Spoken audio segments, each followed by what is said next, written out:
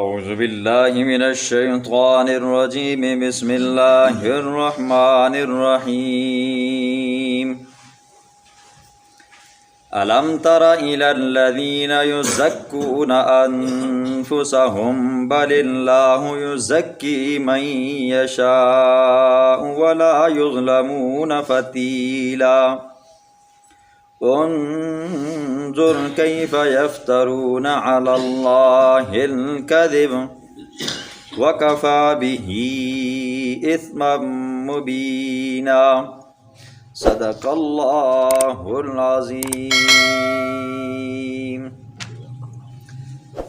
بات چل رہی ہے یہودیوں کی دغا بازیوں کی، یہودیوں کی مکاریوں کی۔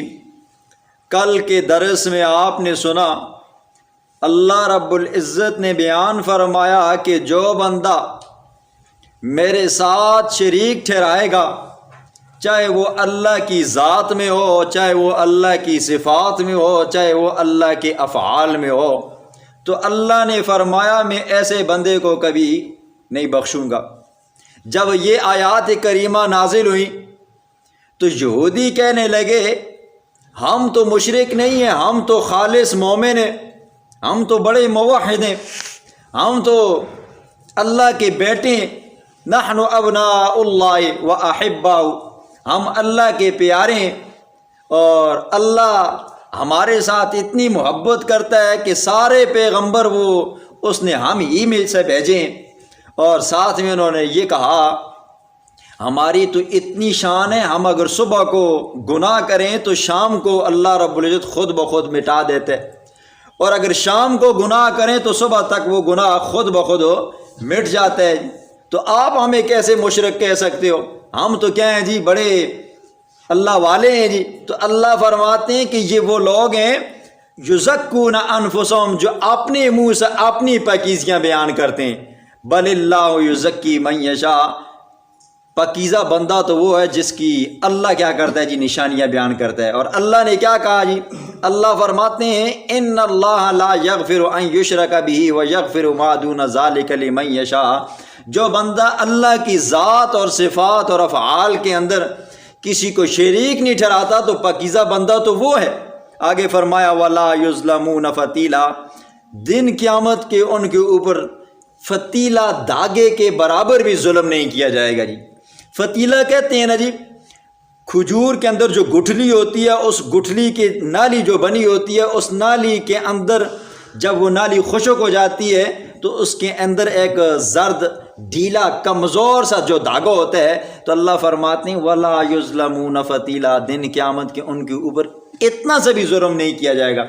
آگے اللہ فرماتے ہیں انظر کیف یفترون علی اللہ الکذب وکفی بہ اثما مبینا، میرے پاک پیغمبر ان کو دیکھیے یہ اللہ پر کیسے جھوٹ باندھتے ہیں، کہتے ہیں ہم اللہ کے کیا ہیں جی، بیٹے ہیں، حالانکہ قرآن کہتا ہے لم یلد ولم یولد، نہ اس اللہ نے کسی کو جنا ہے نہ کسی نے اللہ کو جنا ہے۔ تو یہ اللہ کے اوپر ایسا جھوٹ باندھتے ہیں اور وہ یہ کہہ دیتے ہیں کہ ہم تو اللہ کے پیارے ہیں، ہم ہی جنت میں جائیں گے جی، ہمارے بغیر کوئی جنت میں نہیں جائے گا۔ تو انہوں نے جنت کا ٹھیکہ اٹھا رکھا ہے جی، پہلے پارے میں آپ سن چکے ہو۔ تو اسی طرح اللہ کے پاک پیغمبر نے فرمایا کہ اللہ جی فرماتے ہیں، کیا فرماتے ہیں؟ یسبنی ابن آدم ولم یکن لہ ذالک، ابن آدم کا بیٹا انسان مجھے گالی دیتا ہے لیکن اس کے لیے یہ نہیں ہے کہ وہ مجھے گالی دے۔ کیا گالی دے؟ اللہ فرماتے ہیں کہ وہ کیا کرتا ہے جی، میرے لیے اولاد چنتا ہے جی، کہ اللہ کی فلاں کیا ہے جی، اولاد ہے جی۔ مشرکین مکہ کا یہ عقیدہ تھا، وہ فرشتوں کو اللہ کی بیٹیاں کہا کرتے تھے۔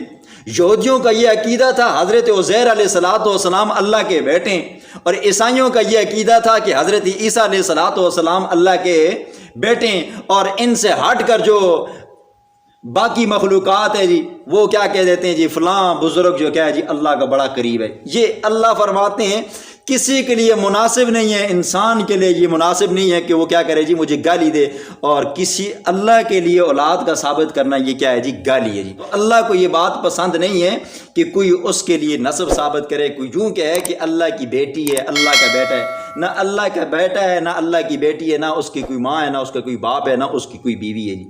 اس لیے اللہ فرماتے ہیں انظر کیف یفترون علی اللہ الکذب، ان کی ہٹ درمی دیکھیے، یہ اللہ پر جھوٹ باندھتے ہیں، وکفی بہ اسما مبینا، اور کافی ہے یہ کھلا گناہ جی۔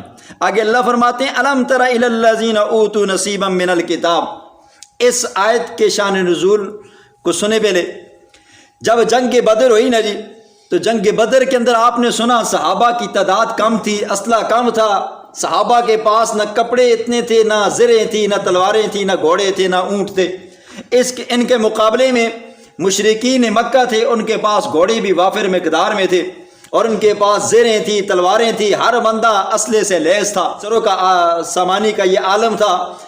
صحابہ کے پاس کچھ نہیں تھا، اگر تھا تو صرف کیا تھا، ایک اللہ کا نام تھا اور ایک اس کے رسول کا نام تھا جی۔ صحابہ اس نام کے اوپر چل رہے تھے، لیکن کیا ہوا جی، بدر کے میدان کے اندر کافروں کے 70 سردار مارے گئے، نموار قسم کے، صحیح بڑے شیطان قسم کے جو تھے وہ مارے گئے۔ تو مدینے کے جو یہودی تھے ان کو یہ بات ہضم نہ ہوئی، ان کے وہم و گمان میں بھی نہیں تھا کہ یہ مسلمان جو عام ہیں، جن کو لڑنا بھی نہیں آتا اور تعداد میں بھی کم ہے، یہ جا کر کیسی جیت آئے گی۔ تو یہودیوں کے یہ بات ہضم نہ ہوئی، تو یہودیوں نے یہ پلاننگ بنائی آپس میں، دیکھو آج انہوں نے مشرکین مکہ کو مارا ہے، اور کل جب یہ اپنی تعداد میں زیادہ ہوں گے، اپنی قوت میں زیادہ ہوں گے، تو یہ ہمیں بھی نہیں چھوڑیں گے، لہٰذا یہ ہمیں بھی ماریں گے۔ وقت سے پہلے کیا کیا جائے، یہ بندوبست کیا جائے۔ تو یہودیوں کا ایک عالم تھا، کعب بن اشرف اس کا نام تھا، اور حیی بن اخطب، یہ 2 سردار تھے یہودیوں کے۔ انہوں نے آپس میں مشورہ کیا کہ اس طرح کرتے ہیں، جا کر مشرکین مکہ سے معاہدہ کرتے ہیں، منصوبہ بندی کرتے ہیں، تاکہ کل اگر یہ ہمارے ساتھ لڑیں تو مشرکین مکہ ہمارا ساتھ دیں، اور اگر یہ مشرکین مکہ کے ساتھ دوبارہ لڑیں تو ہم کیا کریں جی، ان کا ساتھ دیں، تاکہ یہ مسلمان جیت نہ سکیں۔ 70 بندے کعب بن اشرف نے مدینے سے تیار کیے، اور بات یہ پھیلائی کہ ہم تجارت کی غرض سے مکہ جا رہے ہیں جی۔ تو انہوں نے یہ بات پھیلائی کہ ہم تجارت کی غرض سے جا رہے ہیں۔ جب مکہ میں پہنچے، اس وقت حضرت ابو سفیان رضی اللہ تعالیٰ عنہ مسلمان نہیں ہوئے تھے۔ حضرت ابو سفیان رضی اللہ تعالیٰ عنہ 8 ہجری کو مسلمان ہوئے، یہ 2 ہجری کی بات ہے۔ جب وہاں پہ پہنچے تو کعب بن اشرف حضرت ابو سفیان کا وہ مہمان بنا۔ ابو سفیان کو کہا کہ معاملات اس طرح ہیں کہ دیکھیں، آپ بھاری نقصان اٹھانا پڑا کہ محمد نے آپ کے بندوں کو اور آپ کے سرداروں کو قتل کر ڈالا، اب بھی وقت ہے، آئندہ کے لیے ہم ایسا منصوبہ بنائیں کہ ہم ان سے شکست نہ کھا سکیں۔ کعب بن اشرف بھی بڑا تیز بندہ تھا، اور ساتھ میں سامنے مقابلے میں ابو سفیان تھا، وہ بھی بڑا تیز تھا۔ اس نے کہا دیکھیں، بات یہ ہے، آپ بڑے دھوکے باز لوگ ہو جی، ہمیں آپ کی باتوں پر یقین نہیں آتا۔ دوسری بات یہ ہے کہ آپ بھی اہل کتاب ہو، آپ کے پاس بھی اللہ کی کتاب ہے، اور محمد بھی یہ کہتے ہیں مجھے اللہ نے کتاب دی ہے، تو گویا کہ کتاب کے معاملے میں آپ مشترک ہو، تو کل ہو سکتا ہے آپ ہمارے ساتھ دھوکہ کرو جی، تو اس لیے ہم آپ کی بات نہیں مان سکتے جی۔ لہٰذا اس کے لیے اگر مانتے ہو تو آپ کو پہلی شرط یہ کرنی ہوگی کہ ہمارے یہ جو 2 بت ہیں، ایک کا نام جبت ہے اور ایک کا نام طاغوت ہے، 360 بت تھے، ان 360 بتوں کے اندر جبت بھی تھا اور طاغوت بھی تھا۔ وہ جب معاہدہ کیا کرتے تھے، ان بتوں کے سامنے کیا کرتے تھے، ان کا بڑا احترام کیا کرتے تھے، بڑی تعظیم کیا کرتے تھے۔ اور معاہدے کے وقت انہوں نے کہا، کعب بن اشرف کو کہا، اگر آپ اپنی بات میں سچے ہو، اپنے معاہدے میں سچے ہو، تو آپ اس طرح کریں، ہمارے ان 2 بتوں کو سجدہ کریں۔ اور حالانکہ تورات کے اندر بھی یہ بات لکھی ہوئی ہے کہ اللہ کے علاوہ کسی کی عبادت کرنا یہ کیا ہے، شرک ہے، لیکن چونکہ کعب بن اشرف نے اپنی قوم کو بچانا تھا، اس نے کہا جی یہ بات بھی ٹھیک ہے۔ کعب بن اشرف نے کیا کر ڈالا جی، جبت جو بت تھا اس کو بھی سجدہ کر ڈالا اور طاغوت کو بھی سجدہ کر ڈالا۔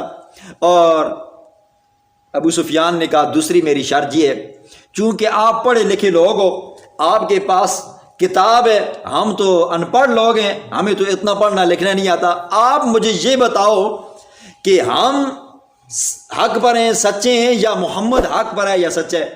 تو کعب بن اشرف نے کہا ذرا مجھے اپنے مذہب کے بارے میں بتاؤ، تو آپ بتاؤ گے تو مجھے سمجھ آئے گی۔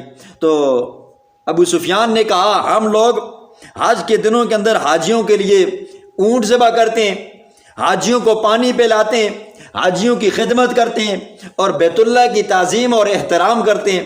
اس کے مقابلے میں محمد ہے وہ ملک کو چھوڑ کر چلا گیا ہے، وہ نہ حاجیوں کی خدمت کرتا ہے، نہ حاجیوں کو پانی پلاتا ہے، نہ وہ بیت اللہ کا احترام کرتا ہے۔ اگر احترام کرتا ہوتا تو وہ یہیں پر رہتا، وہ کیوں مدینے گیا ہے جی؟